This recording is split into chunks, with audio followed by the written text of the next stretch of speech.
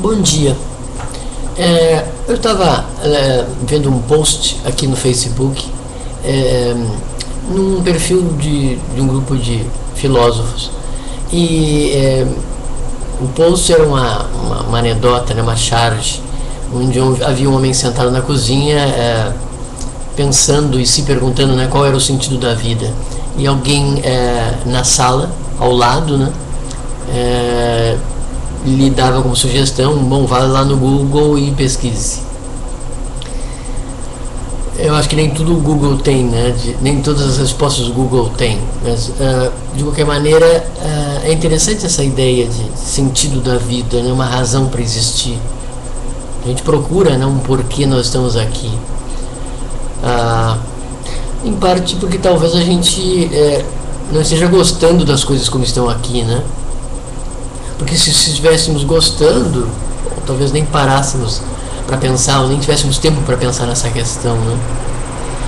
Agora, é interessante que método usar para tentar responder essa pergunta.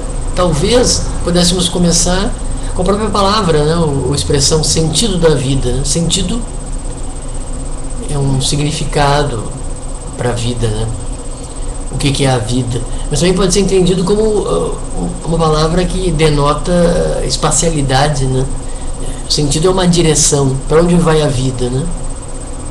Se nós nos perguntarmos para onde vai a nossa vida, bom, nós sabemos que termina com a morte, embora as religiões, e mesmo o próprio Platão,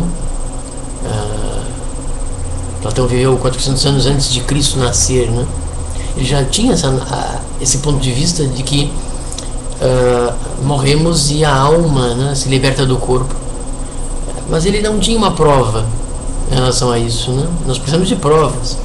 Claro que todos nós somos São Tomés, mas paciência.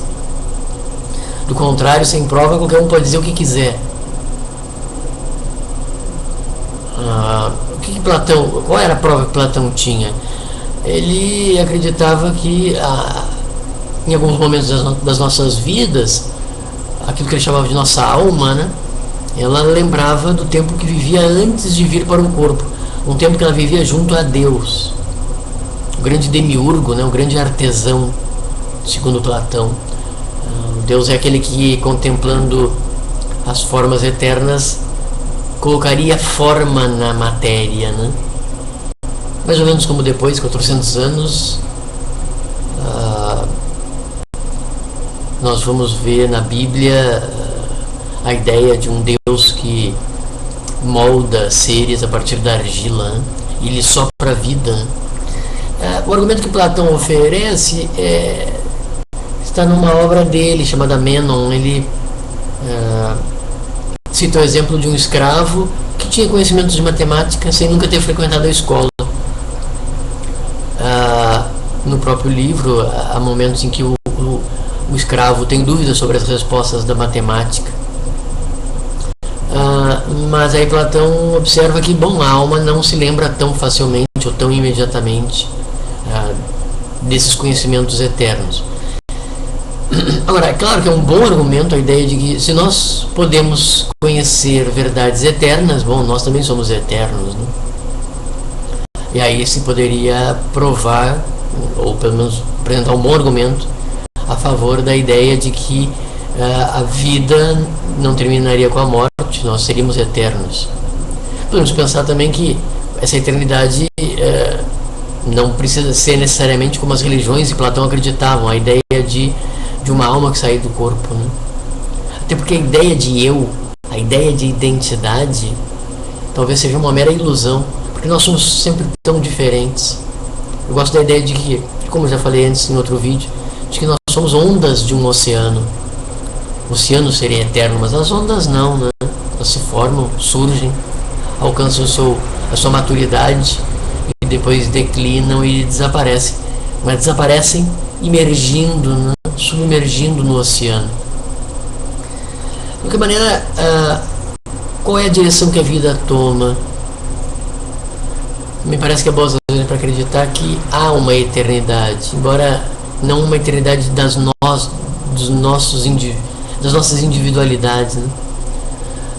Embora se possa pensar também que qual é a direção que o universo toma, né? Segundo os físicos, há duas: ou ele é infinito e ele vai se estender infinitamente, de modo que cada vez mais planetas e estrelas vão se afastar uns dos outros, a ponto de que o universo fique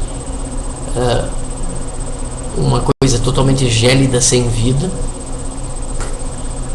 Ou então, se for finito o universo, a força que iniciou a expansão cessaria num determinado momento, e a única força presente seria a força gravitacional das galáxias, de maneira que as galáxias começariam a atrair umas às outras, de modo que, se num determinado momento houve o Big Bang, aquela grande explosão com uma expansão, num segundo momento haveria o que os físicos chamam de Big Crunch, que seria o oposto da explosão, seria uma atração do universo, de maneira que ele voltaria a colapsar num único ponto, né?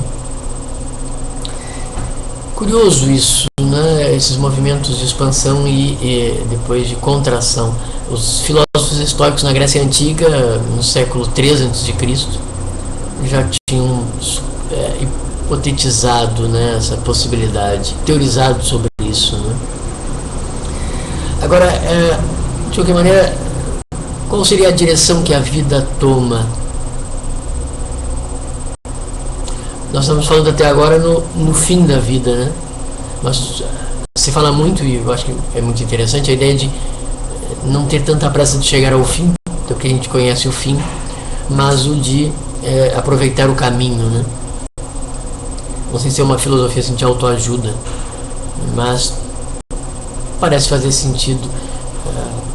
Uma vez eu especulei sobre a possibilidade de Deus. Por que Deus criaria o mundo se é que existe um Deus? Talvez para... Alguém já disse na Grécia Antiga também, seria essa a única forma de Deus conhecer a si mesmo, né? Tornando-se finito. Um Deus que se fragmentaria em zilhões de pedacinhos, né? Que depois voltariam a se agrupar. Isso se faz quando você tem um sistema solar onde os corpos se atraem até o momento em que até o momento de uma rede de relacionamento onde você procura diminuir as distâncias, né? Ainda que de modo virtual. Mas o que me parece interessante, me parece uma prova de que o sentido da vida para mim seria o de experimentar, o de buscar coisas novas. E talvez nesse sentido sintonize bem com essa teoria dos antigos de que Deus, ou um ser eterno, se fragmentou no sentido, visando, né? No sentido de se conhecer. Acho que o sentido da vida é experimentar, é aprender, é experimentar coisas novas. E a prova que tem disso é o prazer que nós temos com as experiências novas. Diferente de qualquer prazer que a gente possa ter quando a gente repete uma experiência, quando a gente vive uma experiência parecida que nós vivemos antes, não tem a mesma sensação, não tem o mesmo prazer. Então, me parece que o sentido da vida é estar aqui para viver, e viver sempre coisas novas, fazer coisas novas ou contemplar coisas que não tinha contemplado antes.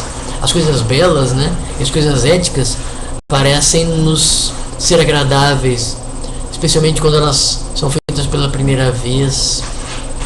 Embora um bom argumento para terminar esse vídeo, um bom argumento contra essa minha tese, é dizer que tudo é sempre novo, né? A gente sempre pode enxergar qualquer coisa sob uma nova perspectiva, né? A ideia do tudo novo seria uma ilusão da nossa percepção, que não consegue, ou que só consegue enxergar como repetitivo coisas que na verdade não seriam repetitivas. Tudo seria realmente novo. Nós aqui teríamos uma capacidade muito limitada de observar isso, né? Bom, nesse caso o meu argumento cai por terra, porque se tudo é novo, bom, qualquer experiência que a gente viva é uma experiência nova. Então, se poderia dizer ainda que o sentido da vida é viver sempre as novidades da vida, né? Tudo sendo novo, poderia. Há um aspecto aspecto interessante é que, só para terminar, é que se você supõe que o sentido da vida é experimentar coisas novas, será que nós não estaríamos defendendo uma vida muito utilitarista, né? Você usa e depois joga fora. Você, por exemplo, teria relacionamentos curtos para viver a experiência de amar o máximo de pessoas possíveis. Ou você poderia pensar em viver a experiência de um casamento inteiro, né? E a experiência de viver e acordar com a mesma pessoa, sentindo que cada dia é um dia novo e que você pode aprender com essa pessoa, com essa mesma pessoa, coisas novas.